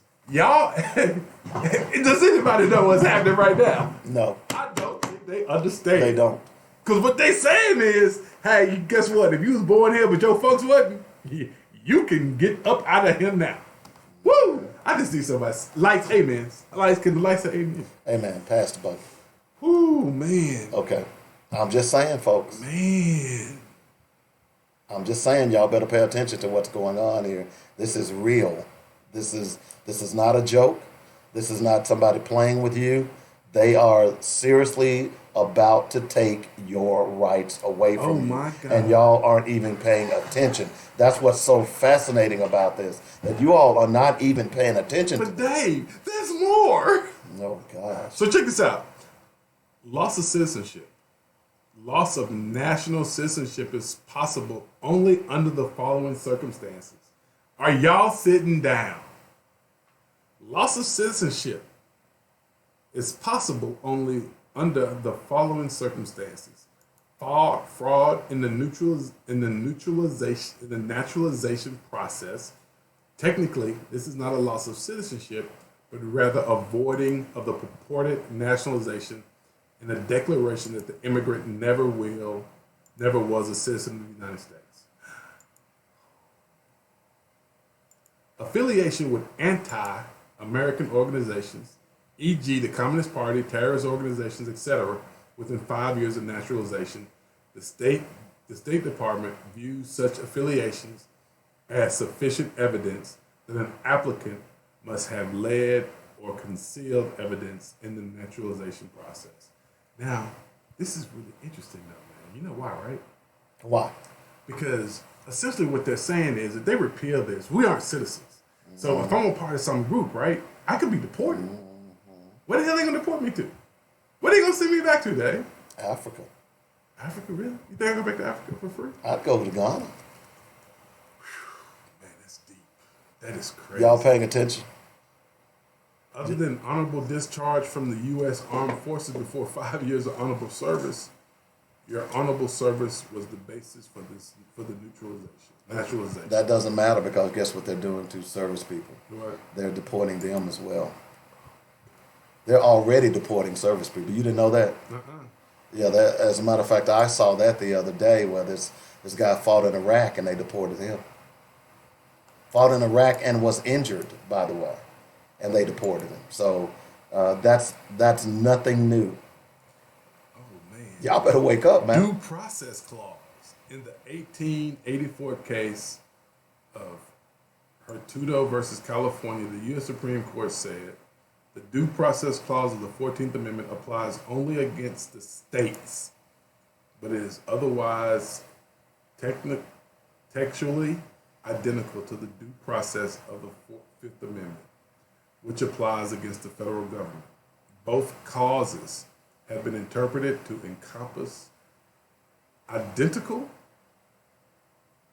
doctrines of procedural due process and sustainable due process. Procedural due process is the guarantee of a fair legal process when the government tries to interfere with a person's protected interest in life, liberty, or property. And sustainable due process is the guarantee that the fundamental rights of citizens will not be encroached on by government. The due process clause of the 14th Amendment also incorporates most of the provisions in the Bill of Rights, which were originally applied against only the federal government, and applies them against the states. Now, Dave, and this is interesting what they say, so maybe I'm not understanding this right. So technically what they're saying, so the government going to speak against our civil rights is wrong. But they're doing it, Dave. Yes, they are. You heard Byron Allen say That's against our due that process. they had never, this has never happened before. In history. So for the government to be doing that Y'all should spend some time reading the 14th Amendment. is unprecedented. Okay? Equal Protection Clause. The Equal Protection Clause was created largely in response to the lack of equal protection provided by law in states with black codes. Under black codes, blacks could not sue, give evidence, or be witnesses. Hello! They also were punished more harshly than whites. In 1880, the Supreme Court stated in Stroder versus West Virginia that the Equal Protection Clause was designed to assure the colored race the enjoyment of all the civil rights under the law are enjoyed by white persons, and to give to that race the protection of the general government.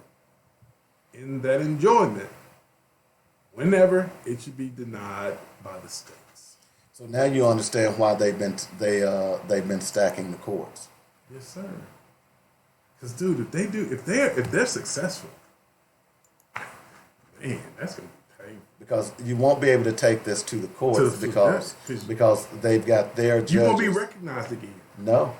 Because again, you will go right back to slavery. You don't exist. Now, what's interesting is this gonna fly? Well, we'll know beginning the 13th of this month. Yeah, is this gonna fly? It's right here. It's not something that's down the road. We will know whether or not it'll fly as of the 13th of this month, because as of the 13th, they will that hearing with Byron Allen at the Supreme Court will be determined, and whether you agree with it or not, you better start paying attention, because that means that any job that you have right now, you could lose it. And there's nothing you can do about it. Don't even talk about a job. No, but the reason I'm talking about a job, because see, that's what makes it real to folks. Black folks only see their worth in the job that they have. Oh, okay. You understand what I'm saying?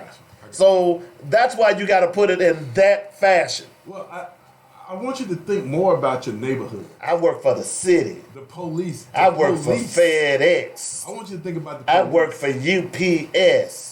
I work for the post department, the postal service. Okay. I want you to think about the police, though. I want you to think about the police. That's what I want you to think about.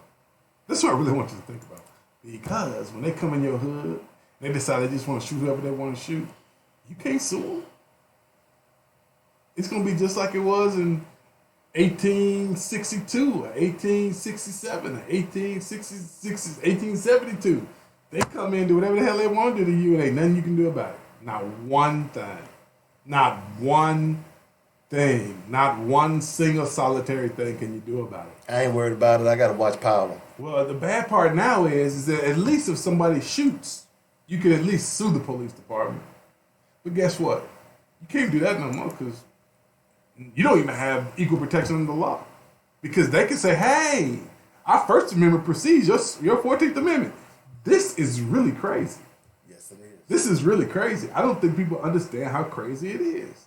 This is so deep, man. That I'm really getting nervous, because I can see all the ways that you can use this. Yeah. Against us. I can see all the ways. I can see all the ways. Now you see why I keep talking. I've talked about this for 3 straight days, because it is that important. Well, there are all types of implications. I'm finna do like what I hear black folks say. Well, hey, I'm good. I'm gonna pray about it. I'm gonna pray about it. Anybody want to join me in prayer? I'm gonna pray about it. Anybody want to pray with me? I'm gonna pray about it. I'm gonna pray about it. Let me see what Pastor got to say about this. Pastor, what you got to say about this? Well, sister, I ain't got, we just gonna leave it into the Lord's hands. We're gonna leave it in the Lord's hands. The Lord brought us through. Yeah. He brought us through. He'll bring us through again. Look how far he done brought us. Yeah. All we gotta do is wait another 300 years, and he'll bring us through once again. Yeah, that's right. Ooh, man. It's scary, isn't it? Nah, man. Honestly, man, I'm telling you, man, I'm a little excited. You are, but I'm saying it's scary for my people.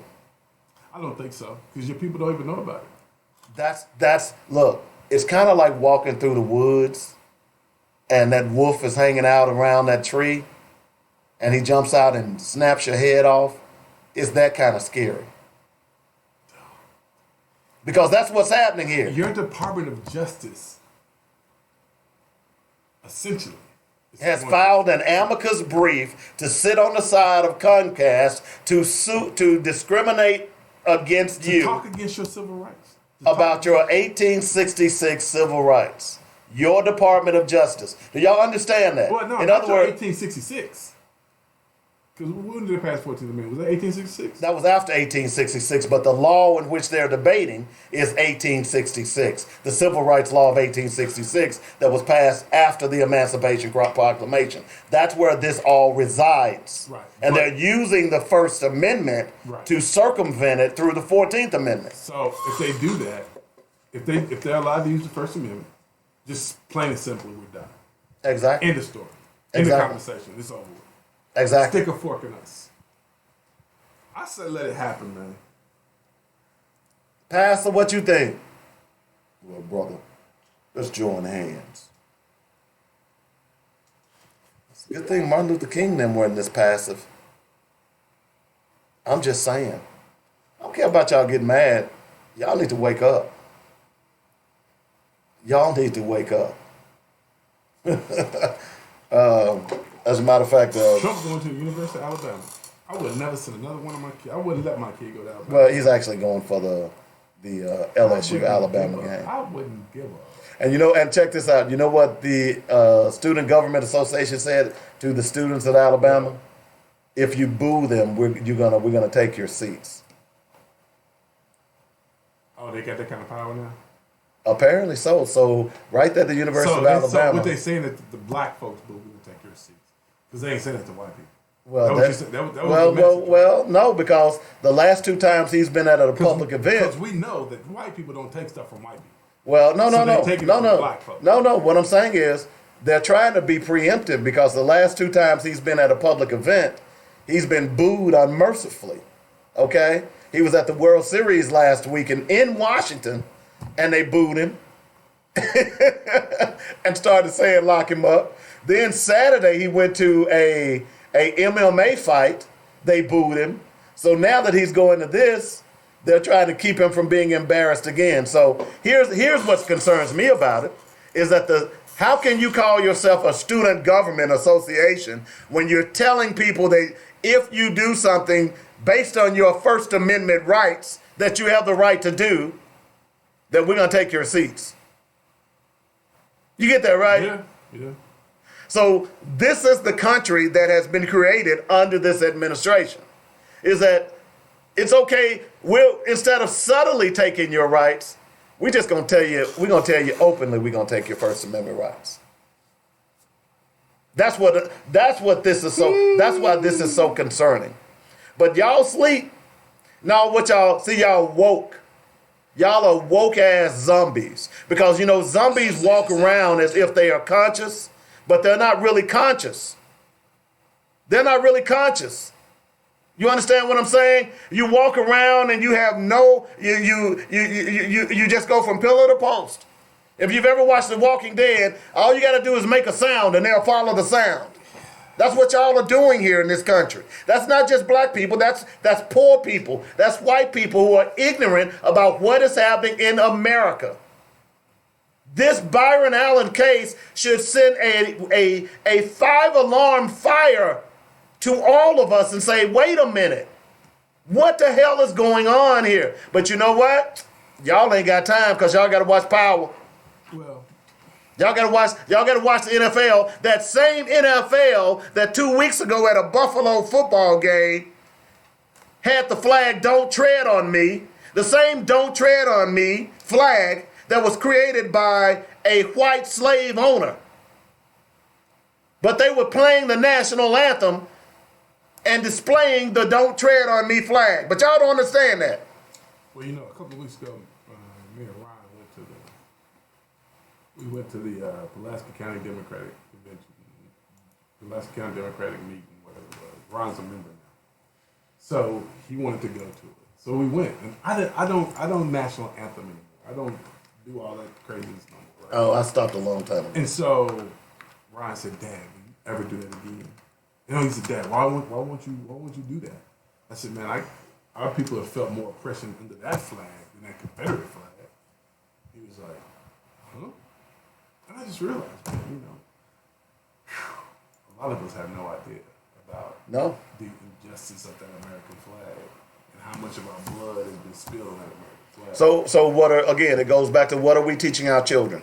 What are they teaching our children? Because again, if you are allowing them to teach our children, then this is what we're getting. This is the ignorance that we're getting. And then, look, part of the reason that you don't care is because you don't know. Okay? But you know what the United States says about the law? They say ignorance of the law is no excuse. Agreed. Okay? So it is incumbent upon you to learn something, not just to walk around in some Pollyannish mindset thinking that, oh, they love us. They gonna take care of us. That's why I've been telling black people, when Republicans talk about what they're gonna do for black people, or what this government talks about what it's gonna do for black people, name one point in history since black people has been on this continent that they've ever done anything specifically for black people. We even had a black president who was afraid to do something for black people. Hello? If we're gonna solve this problem, we have to solve our own problem. That means spend our money together, and vote in blocks together, making people accountable for what they say they're going to do for our community. We're not that ignorant. We are the most degreed minority in this country. Black people have more degrees than any other racial group in this country. And you don't even use it to uplift your own people. Look, I'll tell you what, man. If I'm walking down the street, and I do this, okay? What y'all don't know is, and I'm not trying to brag on myself, I have a vending machine, all right? And just had some little... Speaking of, can I borrow the key real quick? No, you can borrow $1. So I purposely go to my vending machine and clean it out before the product gets out of date, okay? And I take that product around the corner to where a lot of homeless people are, and I give it to them. Now, there was one brother over there who wanted me to get out of my car and take and give and hand him this product. There was another brother over there that decided that, hey, I'm going to walk up to the car and take what he's giving me. Now, who do you think got the product? The guy who told me to bring it to him, or the guy who walked up to the car and said, I'll take that? You all get that, right? We had two homeless guys. I had a box of product, potato chips, candy bars, probably about $40, $50 worth of product. One guy told me, hey man, appreciate it. Bring me some. The other guy got up where he was sitting and walks over to my car and said, hey man, can I have that? Can I have some? Who do you think got product? The guy who told me to bring him some because his lazy ass was too lazy to come up and get it when I'm giving him free stuff? Or the guy who said, hey, I'm going to go up there and get me some stuff and not wait? What's my point? Is that we've been sitting around like the guy who wanted me to bring him some product, and not being the guy who decided to get up and say, hey, I'm going to go and ask and demand that I want some and tell him I want some. That's what we've been doing here. We got to decide which homeless person we're going to be. Are we going to be the guy who is proactive and walks to the car, or the guy who's lazy and decides that, hey, just bring it to me, I'll get some here in a moment? And this just doesn't apply to black people. This applies to anybody who is part of this system. Because let me tell you something. If you're not in the top 10%, your government is crapping on you every day. Okay? If you're not in the top 10%, your government is crapping on you every day. And it doesn't matter whether it's state, local, or federal. Right here in Arkansas, Asa Hutchinson took money away from schools in order to give tax breaks to the wealthiest people in Arkansas. He took money away from health care. Now, I read a piece this morning. The pharmaceutical industry last year made 50, how much, Robert? 50 what? Billion. $50 billion. You get that, right? And you got people dying because they can't pay for insulin. You got people dying because they can't buy their blood pressure medicine. But wait, Dave, it's gonna get worse. You all understand that, right? But y'all are letting it happen. This is directly on the people. This is directly on us. And if we don't begin to realize that, we are going to continue to suffer. You have to take your government back. That's why I say at this point, all of those clowns needs to be turned out. They need to be turned out of, they like Jesus did the money changers. They all need to be turned out. They need to be ran out. And when they try to come back to town, they need to be stoned. But y'all think, oh, well, my congressman, okay. Is your congressman. No, it's your congressman. I'm going to vote for mine because it's your congressman that's up there messing up. Right? At what point do we wake up? This is not really a black or white issue because you know what? If they're going after black civil rights, who do you think is next?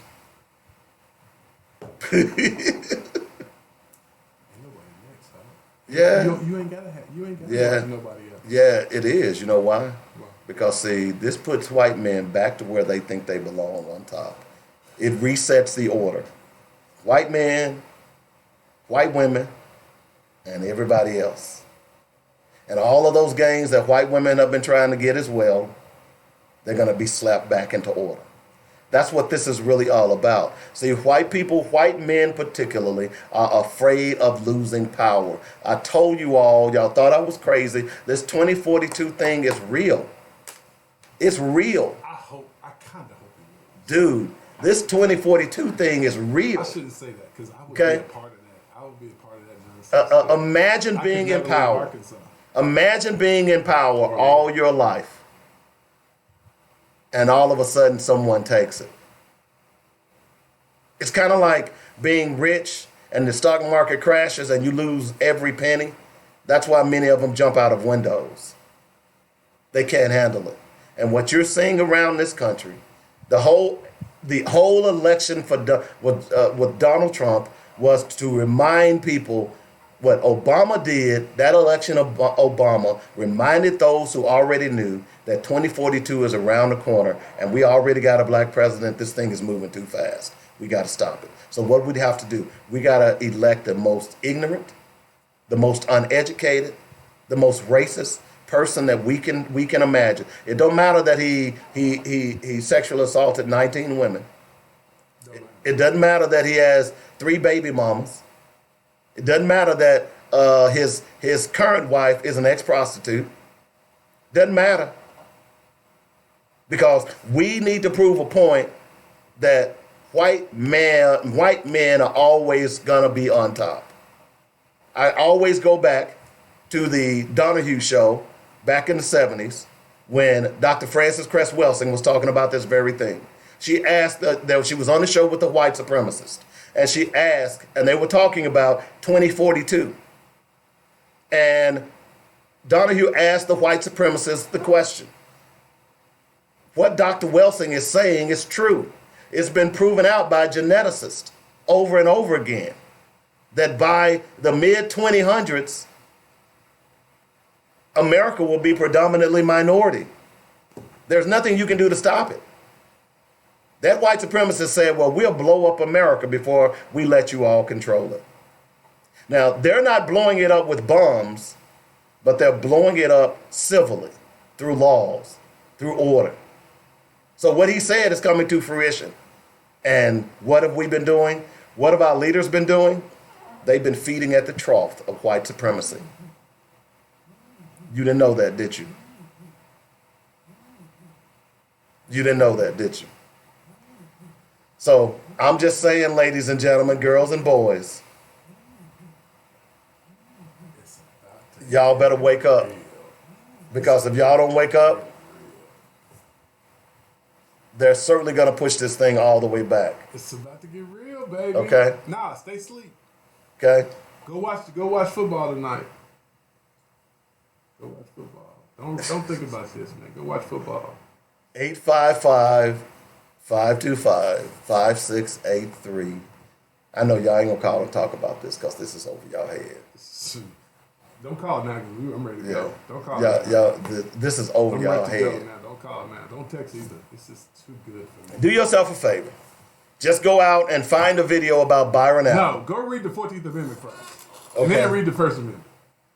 Well, look, I carry a Constitution around me. I've been telling y'all to get one, but y'all been think I was playing. I did read some of that out of context, but still, y'all. Well, Russ said some are using bombs. OKC, you're exactly right about that. I agree with you. Yeah. I just said, hey, do your thing, man. If you good, I'm good.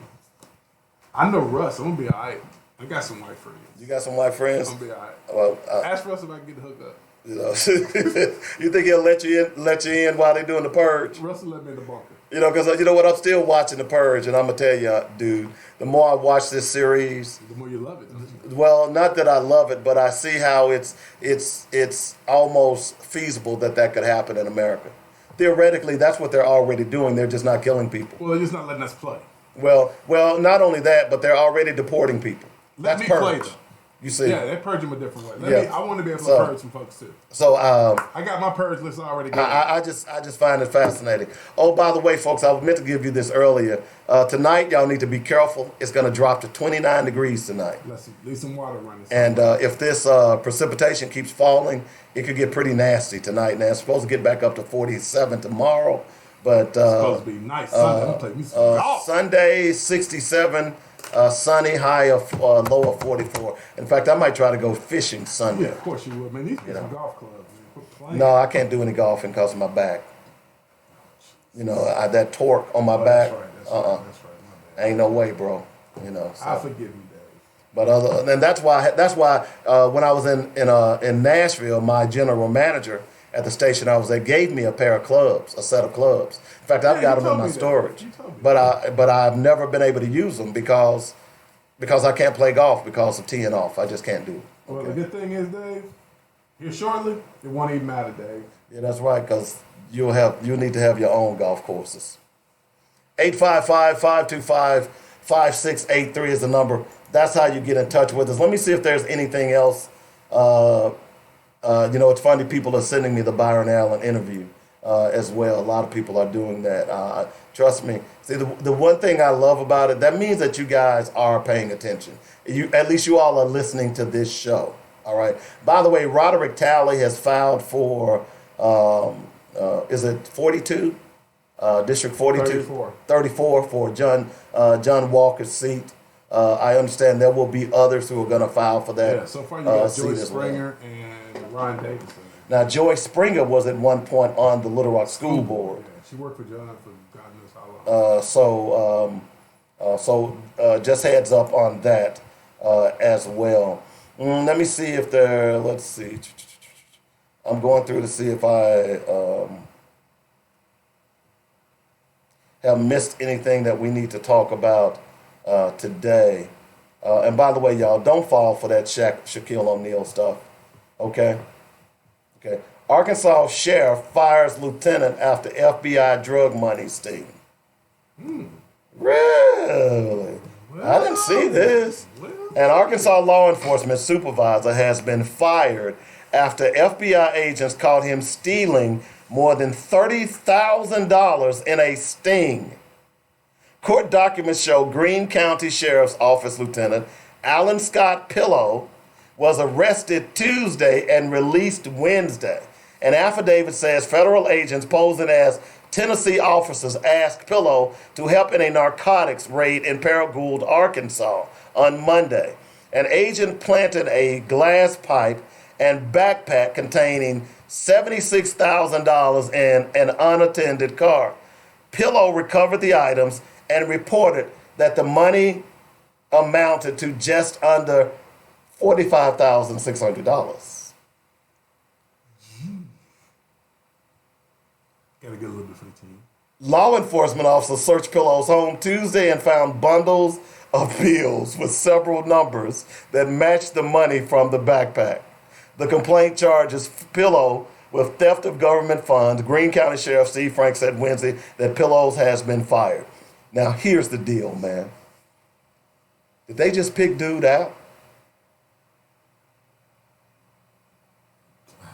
Nope, they had something. Something was there.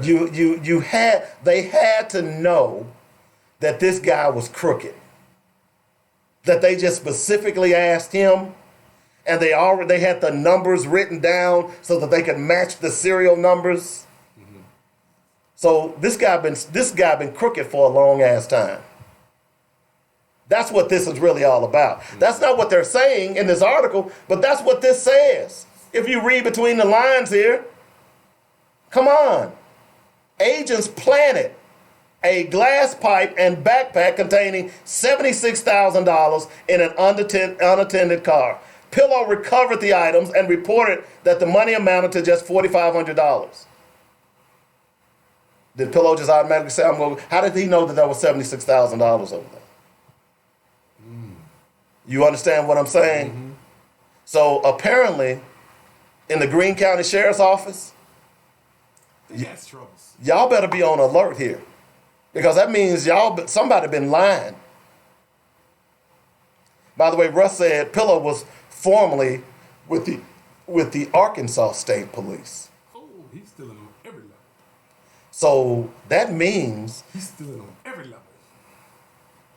I don't know what to say. According to the article, they fired him, not allowed him to resign. But I'd be curious to know, why was he let go from the Arkansas State Police Department? Maybe some money came up missing there too. Brother man got to make his money now. I'm just saying. For the first time in a very long time, I am feeling refreshed. So that story worked for you, huh? No, the Brian Allen story. Right, that's what I'm saying. By the way, Robin Crawford reveals homosexual relationship with Whitney Houston. Who? Some black girl. We already knew that. Don't do this to people when they pass. If you gonna say something about them, do it when they're alive. But the thing is, we already knew. But it don't matter. Don't do this. We already knew. We already knew she was doing that. The one thing is, if you ain't gonna say it in my face, don't say it behind my back. She's writing a tell-all book now. Don't do that. But see, that's something we already knew. Yeah, but still, don't do it when she's dead. In fact, she can't defend it. In fact, it was. She can't defend it though. It was Eddie Murphy and Arsenio Hall who busted her out on the Arsenio Hall show about that very thing. When? Oh yeah. I don't remember that. Oh yeah. See, the rumors were already out about Whitney, and because it was supposed to be with her makeup, this white girl, okay, and on the show they busted her out. And remember when she married Bobby Brown? Yeah. People shocked that she married Bobby Brown. They had no relationship. She wanted to marry. She had the hots for Eddie Murphy at one point, okay. But they basically busted her out. And then after that show, it was like 2 or 3 months later, she married Bobby Brown. Many people believe that's why she married Bobby Brown, to run cover so that people would not know she was a lesbian. But that's another story. See, I didn't know that. Yeah. They just, and plus me, I don't really give a damn. I don't either. I just like the music. I don't either. I don't care about that other stuff. Who you sleep with, who you don't sleep with, how you sleep, where you sleep, I don't give up. I don't care. Only thing I want, this is my thing. My athletes, I just want you to play ball. I don't care about shut up and dribble. I ain't saying that, but I'm just saying, I don't care about nothing else. I don't care about other stuff. I just want you to play ball. If you're playing ball, if you're a movie star. Tanya, remember, she said, and you're right, Tanya, she was high as hell. Remember, she had come she was filming something at another studio on the grounds, and she came and she wasn't even a guest on Arsenio's that night. Eddie Murphy was the guest. She just showed up. I remember Eddie Murphy being a guest on Arsenio. Oh yeah. Him and Eddie was. I know him and Eddie was. And they still are.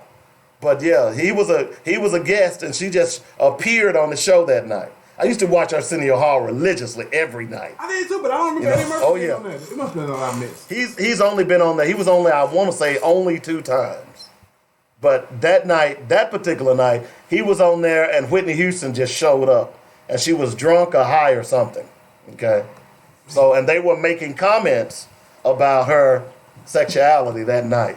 I don't remember. Little inside jokes. And then a few months later, she ends up being married to Bobby Brown. And everybody was saying, Bobby Brown? How the hell she married Bobby Brown and all them other guys that she was supposed to be messing with?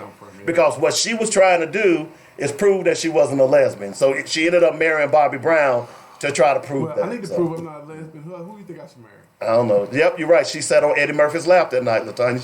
She's exactly right. Man, on the show, she was sitting on Eddie Murphy's lap. Go back and Google it. Yeah, she sure was. I remember that well, So, and look, I can't help it. I ain't mad at. I'm a lesbian too. Y'all will get that in a moment. I'm a lesbian. I need to marry somebody. Y'all will get that in a little bit. And make no bones about it. I'm proud of it. Proud.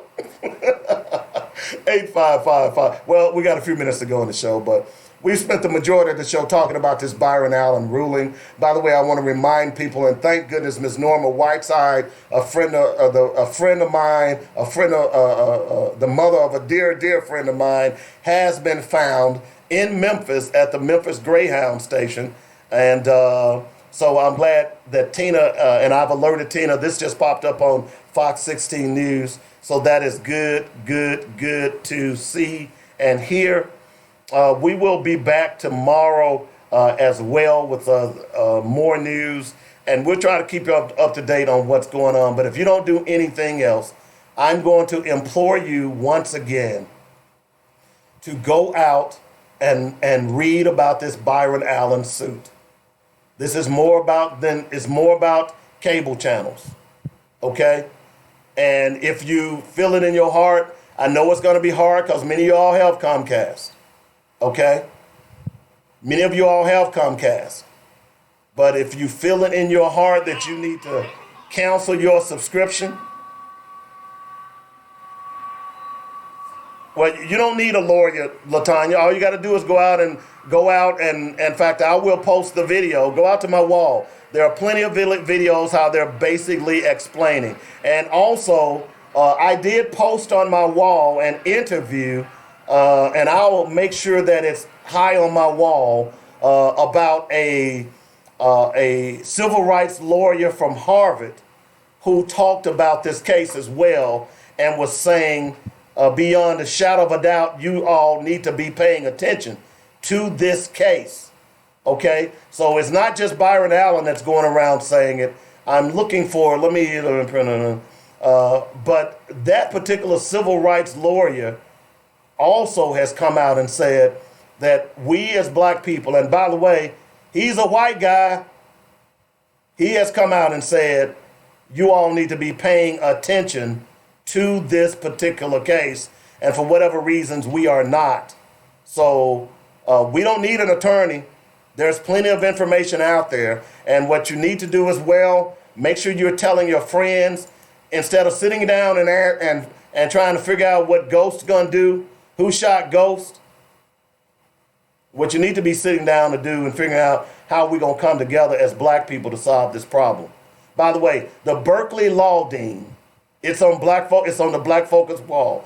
Berkeley Law Dean believes the Comcast and Charter Communications are putting black people's civil rights in jeopardy.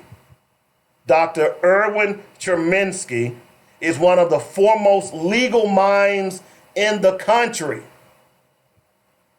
When asked in legal circles who is the premier voice on constitutional law, criminal procedure, and federal jurisdiction, many attorneys will stop and think of one name only, Dr. Erwin Cherminsky.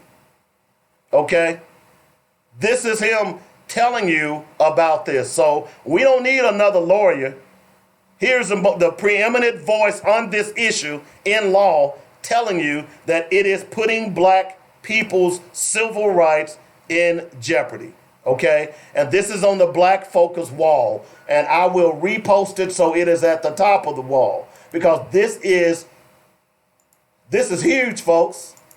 But to some extent,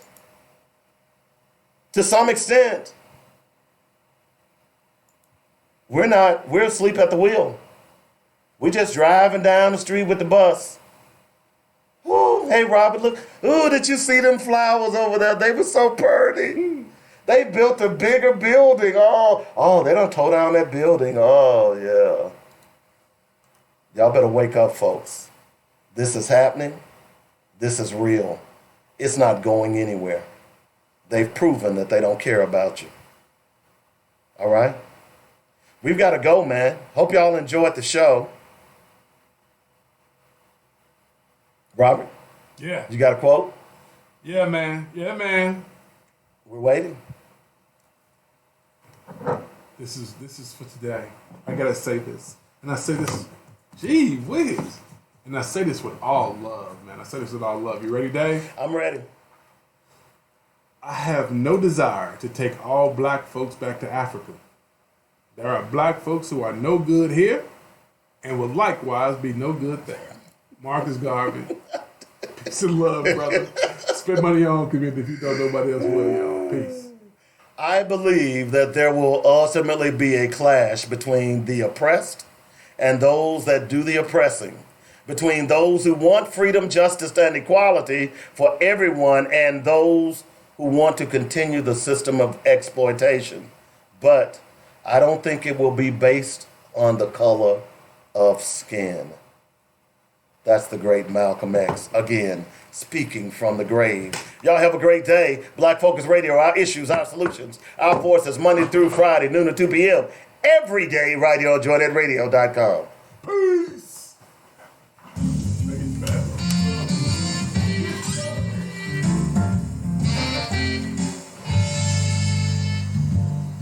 Good show. You've been listening to Black Focus, where we discuss our issues with our solutions and our voices. Join us every weekday afternoon at 1 p.m. on JoyNetRadio.com.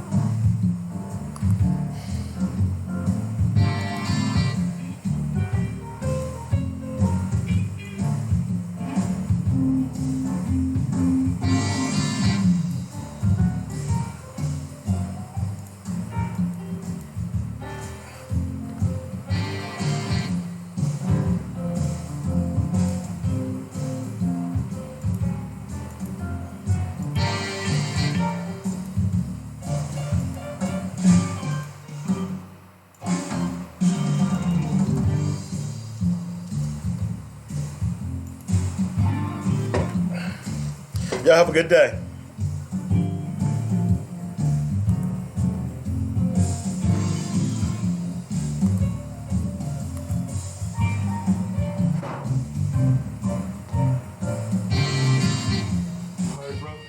All right, man. It sure was.